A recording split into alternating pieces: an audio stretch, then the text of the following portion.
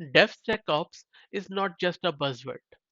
Implementing DevSecOps effectively into the software development lifecycle involves adopting the right tools, adapting organizational culture, investing in people's skills, and following best practices. In this video, I'm going to give you a starting point and approach to effectively implement DevSecOps into your SDLC. The first thing you need to take care of, as per the diagram shown on your screen, is to make sure that the security is a shared responsibility and you should clearly and very simply convey it to all the stakeholders. This is a primary tenet of DevSecOps. All members of an organization are responsible for security in DevSecOps, not just the security team. Developers need to write secure code, QA teams need to test security aspects, and operations teams need to ensure secure deployments. Another thing which you need to take care of is to make sure to integrate security from the start. Do not leave security as an afterthought. Integrate security practices right from the planning and design phase.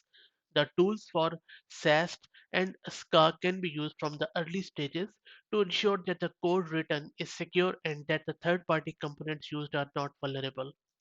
If you're unaware of SAST and SCA, I have another video in the channel where I'm discussing it in great detail and I will put the link into the video's description. Also remember that the DevSecOps relies heavily on automation. Use CI/CD pipelines to integrate and deploy code automatically.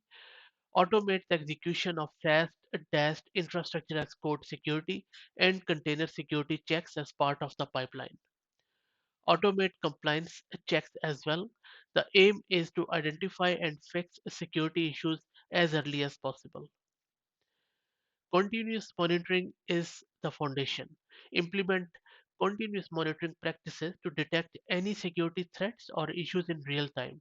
Use SIEM tools for this purpose.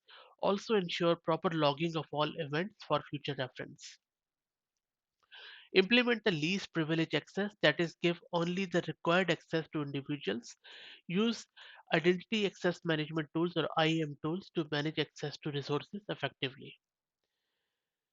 Secrets are present in every software. Never hard code secrets or sensitive information in your code or configuration files. Use secrets management tools for this purpose.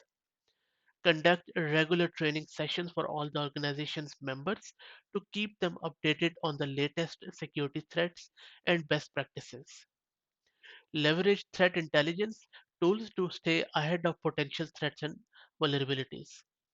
Regularly audit your security practices and tools. Ensure all the tools are up to date and all the security practices are correctly followed. Security incidents might happen despite all precautions.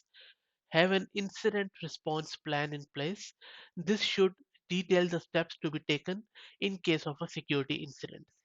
Remember, implementing DevSecOps is a journey and not a one time activity.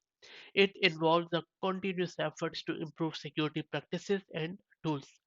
It's not just about the tools, processes, and people. I hope that you found it valuable. Thanks for watching.